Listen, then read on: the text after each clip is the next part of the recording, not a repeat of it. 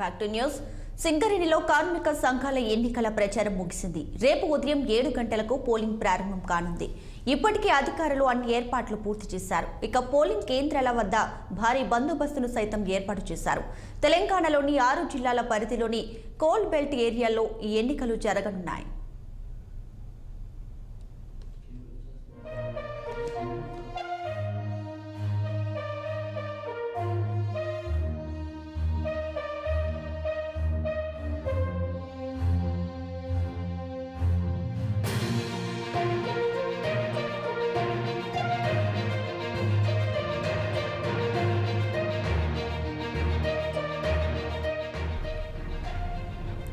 కార్మిక సంఘాలు చివరి రోజు హోరాహోరీగా ప్రచారాన్ని నిర్వహించారు. ప్రచారంలో ఆయా పార్టీల హేమాహేమి నాయకులు పాల్గొన్నారు.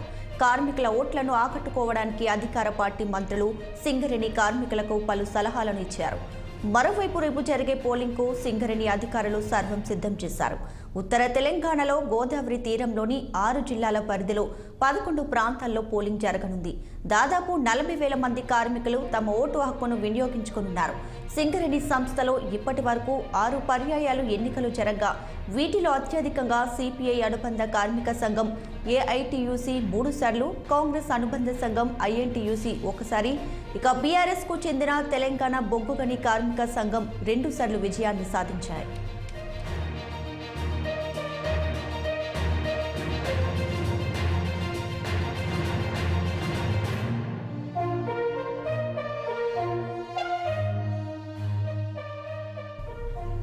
ఇక 7వసారి జరుగుతున్న ఈ ఎన్నికల్లో ఐఎన్టీయూసీ, టీబీజీకేఎస్, ఏఐటీయూసీతో పాటు మరో 10 కార్మిక సంఘాలు గుర్తింపు హోదా కోసం పోటీ పడుతున్నాయి.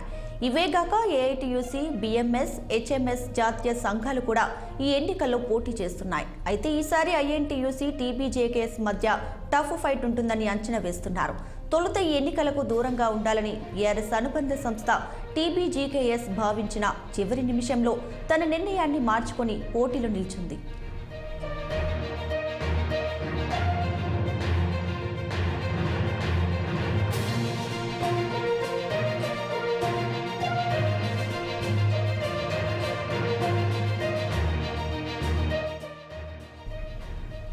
సింగరేణిలో ఇప్పటికే ఎన్నికల ప్రచారం ముగిసింది. ఇక రేపు ఎన్నికలు జరగబోతున్నాయి. ఇక దీనికి సంబంధించి మరిన్ని డీటెయిల్స్ ను ఖమ్మం నుండి మా ప్రతినిధి అయ్యప్ప అందిస్తారు లైవ్ ద్వారా. అయ్యప్ప, చెప్పండి, రేపు సింగరేణిలో ఎన్నికలు జరగబోతున్నాయి. అధికారులు ఎలాంటి ఏర్పాట్లు చేశారు? డీటెయిల్స్ ఏంటి?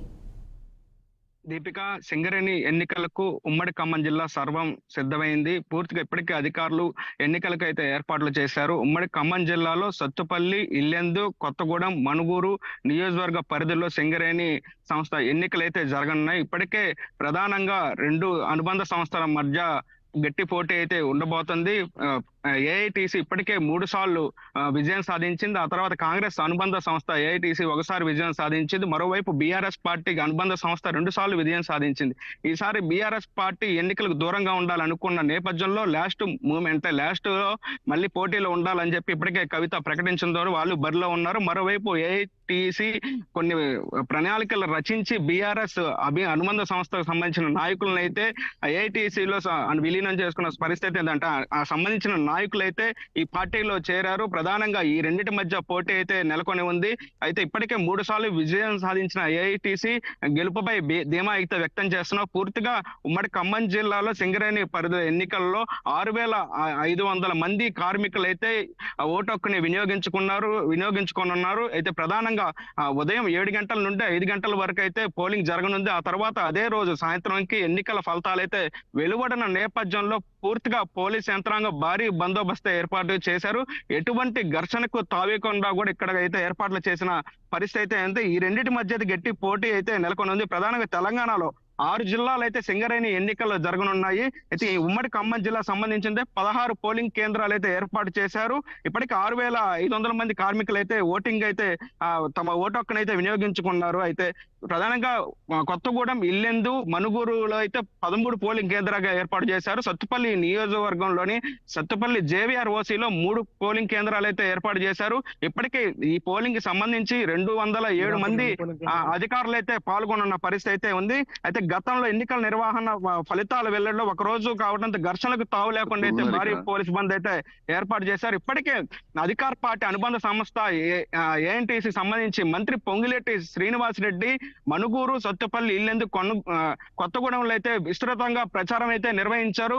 మరోవైపు డబ్బులు కూడా వెదజల్లినట్టయితే తెలుస్తుంది. పూర్తిగా అధికార పార్టీ సంబంధించి 5,000 నుండి 3,000 వరకు కార్మికులకైతే డబ్బులు ఇచ్చిన పరిస్థితి అయితే ఉంది. ఇప్పటికే ఆ గెలుపుపై కూడా ధీమా వ్యక్తం చేస్తున్నారు. లాస్ట్ 2 రోజులైతే ఏఐటీసీకి సంబంధించిన అంటే కాంగ్రెస్ అనుబంధ సంస్థ సంబంధించింది అయితే గెలుపు అవకాశాలు ఎక్కువగా ఉన్నాయని కూడా జోరుగా ప్రచారం అయితే జరుగుతుంది. ఇప్పటి వరకు అంటే ముందు 3 రోజుల వరకు అయితే ఏఐటీసీ అయితే సిబి అనుబంధ సంస్థ గెలుపుపై ధీమా వ్యక్తం చేశారు. కానీ ఈ రోజు 2 రోజులకైతే ప్రణాళికలు మారాయని కూడా చెబుతున్న పరిస్థితి. దీంతో ఆ యూనియన్ల కీలక నేతలు కూడా టీజేఎస్ మరోవైపు బీఆర్ఎస్ పార్టీ ఓటమి అయితే చూడబోతుంది కూడా జోరుగా ప్రచారం అయితే జరుగుతుంది. ప్రధానంగా ఈ 2 పార్టీల మధ్య అయితే గట్టి పోటీ అయితే ఉండబోతుంది. దీపిక, అయ్యప్ప, అయితే ఇప్పుడు ఇది 7వసారి జరిగే ఈ సింగరేణి ఎన్నికలు ఎవరికి అనుకూలంగా ఉండే అవకాశం ఉంది? వాస్తవంగా 1998 నుండి సింగరేణి ఎన్నికలు స్టార్ట్ అయ్యాయి దీపిక. ఆ తర్వాత 3 సార్లు అయితే ఏఐటీసీ విజయం సాధించింది. తర్వాత కాంగ్రెస్ పార్టీ అనుబంధ సంస్థ ఏఐటీసీ ఒకసారి విజయం సాధించింది. బీఆర్ఎస్ పార్టీ సంబంధించి 2 సార్లు అయితే విజయం సాధించింది. ఈసారి బీఆర్ఎస్ పార్టీ దూరంగా కావడంతో ఈ రెండింటి మధ్య అయితే ప్రధానంగా పోటీ ఉండబోతుంది దీపిక. అయితే గెలుపుపై సిపి అనుబంధ సంస్థ టీజే ఈ 2 సంస్థలు కూడా గెలుపుపై ధీమా వ్యక్తం చేస్తున్నారు. మరోవైపు కాంగ్రెస్ పార్టీ ఎట్టి పరిస్థితుల అనుబంధ సంస్థ అయినటువంటి ఏఐటీసీ కూడా పూర్తిగా ఈసారి ఎట్టి పరిస్థితుల్లో కైవసం చేసుకోవాలి సింగరేణి అనే ఉద్దేశంతో కూడా పావులు గలుపుతున్నారు. ఇప్పటికే ప్రచారంలో అయితే ముందున్నారని కూడా చెప్పవచ్చు దీపిక. ఈ నేపథ్యంలో ఈ 2 పార్టీలు ప్రధాన పార్టీ అయితే గట్టి పోటీ అయితే ఉండబోతుంది Deepika. Thanks for the updates Ayyappa.